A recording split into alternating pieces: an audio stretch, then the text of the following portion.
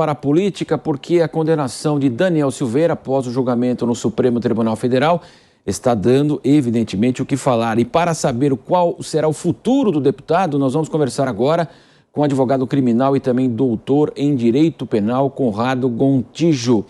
Conrado, há uma controvérsia muito grande aí. Como é que você avalia essa decisão do Supremo envolvendo um parlamentar? Poderia, de fato, aí a Corte Máxima da Justiça Brasileira tomar essa atitude? Como é que você analisa esse caso tão polêmico? Muito bom dia, prazer tê-lo conosco aqui. Bom dia, Marcelo. Prazer é meu em falar com você e com os assinantes, ouvintes da Jovem Pan. De fato, o Supremo Tribunal Federal ontem proferiu uma decisão histórica, impondo limites claros àquilo que, de forma inegável, são práticas abusivas e criminosas praticadas pelo deputado Daniel Silveira. Os atos que ele praticou nos últimos anos de ataque ao Supremo Tribunal Federal, de ataque às instituições democráticas, de reverência, inclusive a atos institucionais editados no período da ditadura, são absolutamente incompatíveis com qualquer ideal que se tenha e com qualquer noção que se tenha de democracia. E são práticas que são vedadas pela legislação penal brasileira. Portanto, o que o Supremo Tribunal Federal fez, a partir de pedidos feitos pela Procuradoria-Geral da República, ontem a subprocuradora Lindora fez falas bastante precisas ao longo do julgamento, o que o Supremo Tribunal Federal fez foi aplicar a lei diante dos atos de ataques pessoais e institucionais feitos pelo Daniel Silveira. O Supremo Tribunal Federal confirmou e atendeu ao pedido da Procuradoria-Geral da República, condenando Daniel Silveira pelos fatos que ele praticou reiteradamente ao longo dos últimos anos. Agora, na visão do senhor, então, se colocou aí uma linha divisória, de fato, a imunidade parlamentar, ele passou essa chamada linha vermelha? A Constituição Federal assegura, e é fundamental que assim seja, que os parlamentares tenham uma liberdade de fala, uma liberdade de expressão diferenciada. Isso porque, em muitas circunstâncias, o exercício da função parlamentar impõe posições mais firmes, posições que, às vezes, possam ser interpretadas de forma ofensiva por um e outro. Nesse caso, o que se percebe é que ele, muito longe disso, praticou condutas de ataque diretos, de desrespeito às instituições. E nada do que ele disse, nenhuma das falas agressivas, ofensivas, por ele utilizadas ao longo do tempo, que são objeto desse processo, tinham ou guardavam relação efetiva com o exercício do mandato parlamentar, ou poderiam ter sido utilizadas no contexto dessa atividade parlamentar que ele exerce.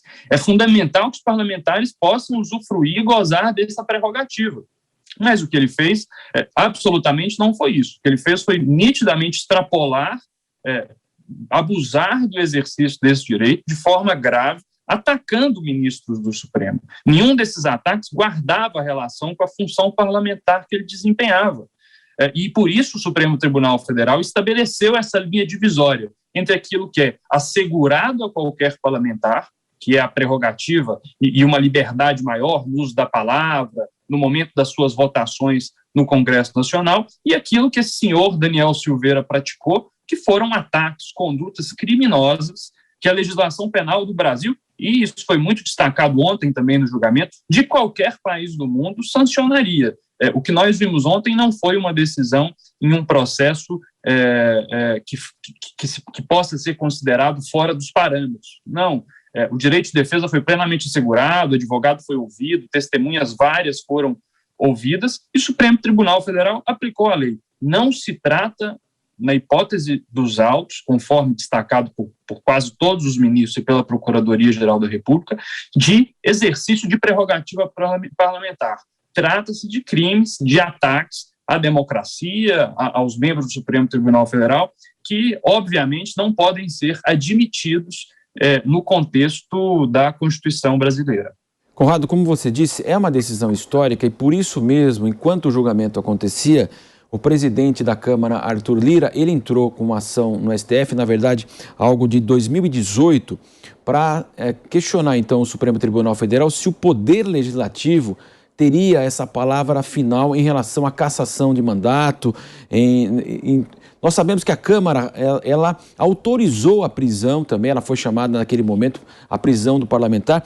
Como é que o senhor avalia a partir de agora? Então, claro que é um divisor aí, claro aí, de conduta dos parlamentares, da imunidade parlamentar. E há algum recurso? Ele perde de fato, ele não poderá concorrer às eleições. Queria que o senhor falasse desse aspecto legal também, se o Congresso deveria ser chamado, se a Câmara pode ter esse questionamento, inclusive do presidente da Câmara, Arthur Lira. Sim, o Supremo Tribunal Federal ontem formou uma maioria muito clara no sentido de que a condenação deve ser mantida, inclusive houve quase que uma uniformidade de pensamento também no que diz respeito à dosimetria da pena, aquela pena lá de prisão de 8 anos e 9 meses. Essa decisão ainda é passível de questionamento, de impugnação, por meio de um recurso que tem um âmbito de discussão muito limitado, que são os embargos de declaração. A defesa do Daniel Silveira poderá requerer do Supremo esclarecimentos sobre algum aspecto da decisão que não tenha ficado claro, etc., mas esse recurso ele não se presta a rediscutir o mérito daquilo que já foi decidido. E só depois dessa discussão ser feita, se a defesa optar por se valer desses embargos de declaração, é que ocorrerá o chamado trânsito em julgado. E é a partir do trânsito em julgado que, de fato, as consequências previstas nessa decisão condenatória poderão ser implementadas. Ou seja, é a partir do trânsito em julgado que o senhor Daniel Silveira será, e acredito que seja, preso, é a partir do trânsito em julgado que a Câmara poderá deliberar, e a Constituição Federal, no artigo 55, parágrafo 2º, prevê a necessidade de deliberação pela Casa Legislativa, pela Câmara dos Deputados, a respeito da cassação, e creio que a Câmara deverá respeitar a decisão tomada pelo Supremo Tribunal Federal, e a partir também desse momento que ele poderá ter que ser obrigado ao pagamento da multa lá que foi arbitrada. No que diz respeito à possibilidade de que ele concorra a uma nova eleição, o que nós temos é uma decisão colegiada, e a lei de ficha limpa impede que ele seja candidato nessa circunstância. Então, parece-me que a prisão dele, efetivamente, talvez leve ainda algum tempo, porque é necessário que ocorra o trânsito em julgado, o que também é uma condição para que a Câmara delibere a respeito da perda do mandato. Os políticos bolsonaristas, eles colocam que ele foi punido aí por um crime de opinião, que ele jamais poderia ter sido punido. Falam também que daquele vício de início desse processo, o próprio Supremo julgar, abrir esse inquérito e ele analisar. Como é que o senhor também rebate aí essas reclamações que foram muito fortes e estão crescendo na rede social, evidentemente contrárias aí à decisão do Supremo Tribunal Federal e os limites aí também da liberdade de expressão aqui no país? As críticas, elas têm sido feitas, mas, na minha visão, elas são tecnicamente infundadas. O Supremo Tribunal Federal inaugurou esse procedimento, um procedimento mãe, vamos dizer assim, inicial de investigação sobre os atos antidemocráticos, a partir de uma previsão que está posta em seu regimento. E o caso concreto do deputado Daniel Silveira foi iniciado por provocação da Procuradoria-Geral da República, que o denunciou pela prática de vários crimes.